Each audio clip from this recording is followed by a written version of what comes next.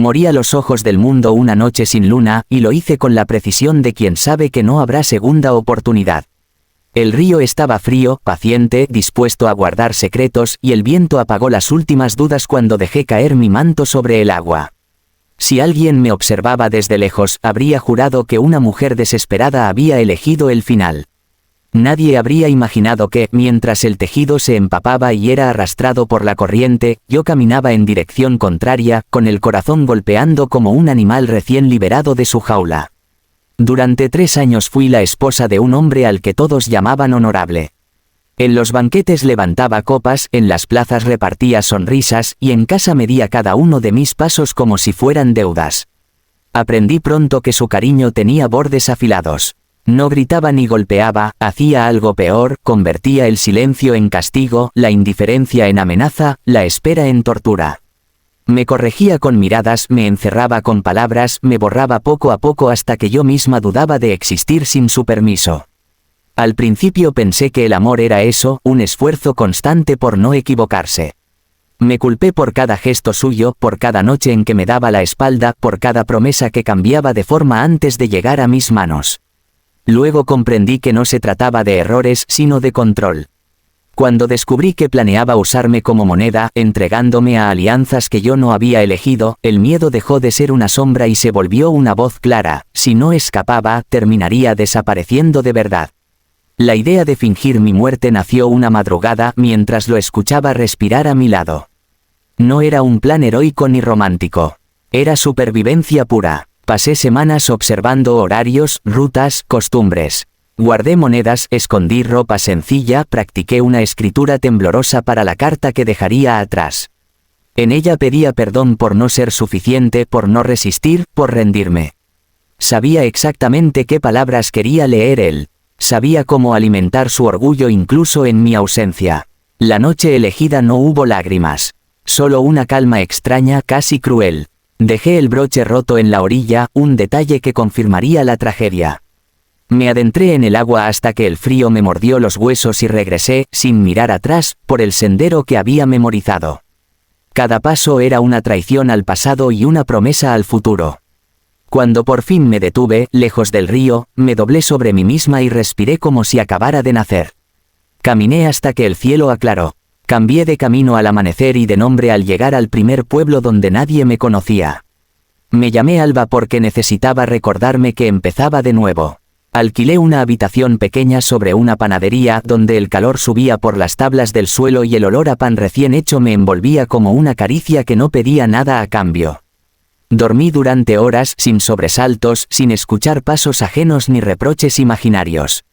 Los primeros días fueron un aprendizaje silencioso. Aprendí a comprar sin pedir permiso, a elegir mi comida, a sentarme al sol cuando me apetecía. Cada decisión mínima era una victoria secreta. A veces el miedo me alcanzaba de improviso, en un ruido fuerte o en una sombra mal colocada, pero ya no mandaba. Yo seguía caminando. Encontré trabajo ayudando en la panadería. Mis manos, antes cuidadas para no disgustar, se cubrieron de harina y pequeñas quemaduras. Me sentí útil de una manera nueva, real. La dueña no hacía preguntas, solo decía que el pan siempre sube mejor cuando se amasa sin prisa. Empecé a creerle. Fue en el mercado del pueblo donde lo vi por primera vez. No hubo música ni señales. Simplemente estaba allí, inclinado sobre un reloj antiguo, hablando con una anciana como si el tiempo no existiera. Tenía una voz tranquila, de esas que no necesitan imponerse. Cuando terminó, cargó un saco pesado por ella sin alardes y sonrió como si ayudar fuera lo más natural del mundo. Yo me quedé mirándolo más tiempo del prudente, sorprendida por una sensación olvidada: seguridad.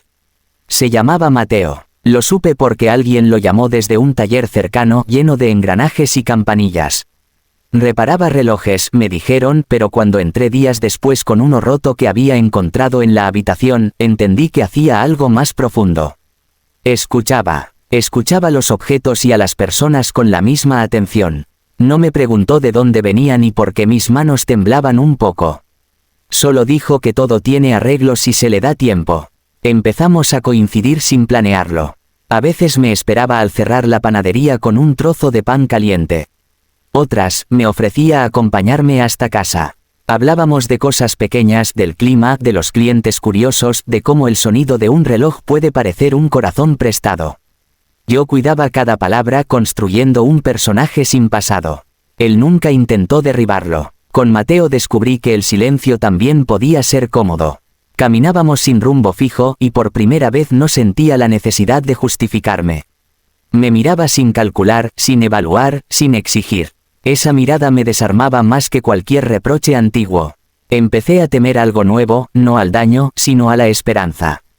Por las noches, cuando regresaba a mi habitación, el pasado golpeaba como una marea tardía. Soñaba con el río reclamándome, con una mano cerrándose sobre mi muñeca.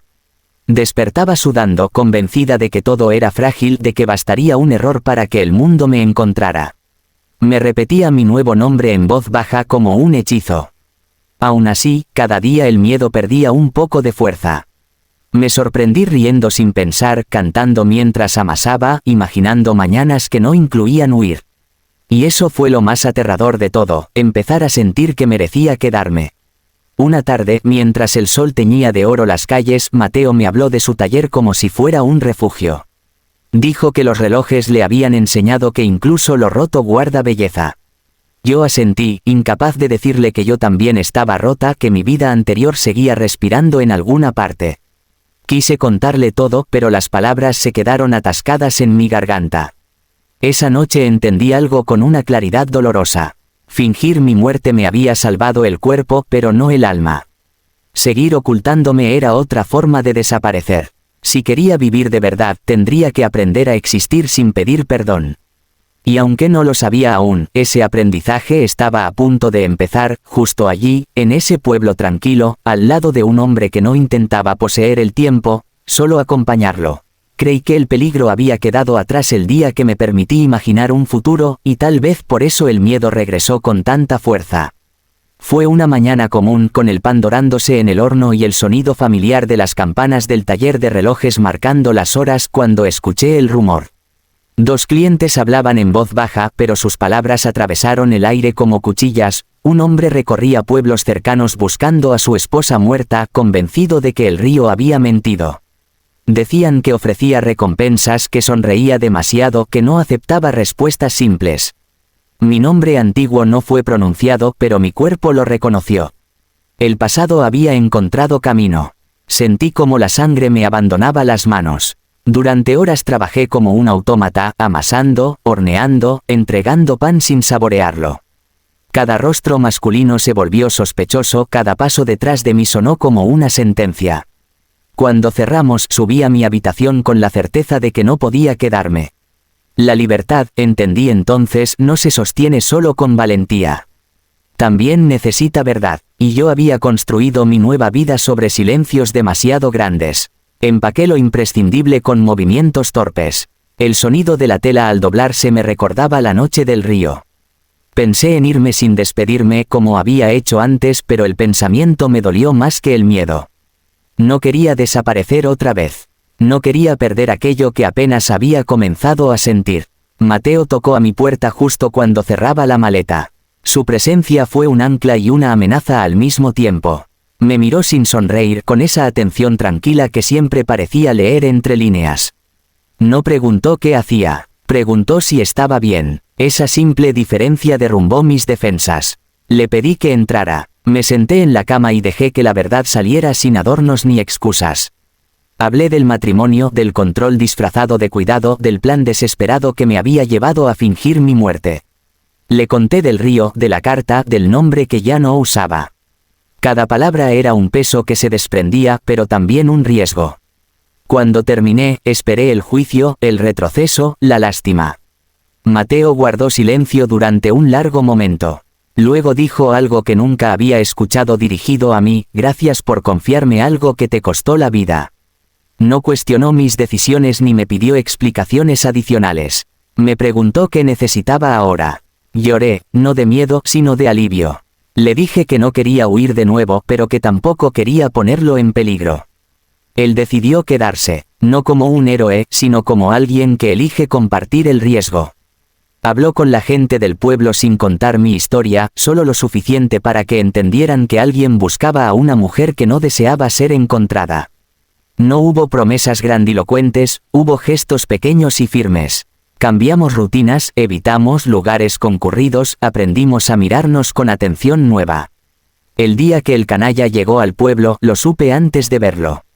El aire se volvió denso como antes de una tormenta. Lo reconocí por la forma en que ocupaba el espacio, por la sonrisa ensayada que pedía simpatía y obediencia al mismo tiempo. Preguntó por mí sin saberlo, describiendo a una esposa dócil, frágil, incapaz de sobrevivir sola. Cada palabra suya era un intento de devolverme a la jaula.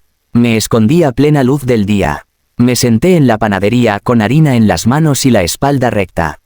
El pueblo hizo el resto. Nadie coincidía con su descripción, nadie recordaba haber visto a alguien como yo.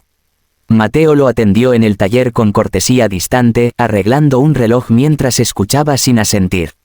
El hombre se fue con el tiempo intacto y el orgullo herido, sin imaginar que la mujer que buscaba había aprendido a mirarlo sin temblar. Cuando su sombra desapareció del camino, sentí que algo definitivo se cerraba. No fue una victoria ruidosa. Fue una calma profunda, como cuando el reloj vuelve a latir después de un ajuste preciso. Esa noche dormí sin sueños por primera vez en años. El amor creció entonces como crecen las cosas verdaderas, despacio, sin reclamar. Mateo no intentó salvarme, caminó a mi lado mientras yo me salvaba a mí misma. Aprendí a decir no sin justificarme, a decir sí sin miedo. Me miré al espejo y reconocí a alguien que ya no se encogía. Con el tiempo dejamos de hablar del pasado como una herida abierta y empezamos a verlo como una cicatriz que prueba resistencia. Abrimos juntos un pequeño negocio, mitad panadería, mitad taller. El aroma del pan se mezclaba con el sonido de los engranajes y yo pensaba que así debía sentirse la vida, una mezcla imperfecta de hambre y tiempo, de necesidad y paciencia. Mateo me pidió matrimonio una tarde cualquiera, sin rodillas en el suelo ni discursos memorizados. Estaba cubierto de harina y aceite, y me miró como si el futuro fuera algo que se construye, no que se promete. Dije que sí con una certeza serena. No porque necesitara protección, sino porque quería compartir. El día de la boda usé mi nombre nuevo sin tristeza. No borré a quien fui. La integré. Entendí que fingir mi muerte había sido un acto de valentía desesperada, pero elegir vivir, quedarme y amar, había sido una decisión consciente. Ya no huía del pasado ni del miedo. Caminaba con ellos, sabiendo que no mandaban. A veces paso por el río y lo observo sin rencor. Le agradezco el secreto y sigo adelante. Porque no estoy muerta. Estoy aquí. Y por primera vez, mi vida no es una huida, sino un hogar.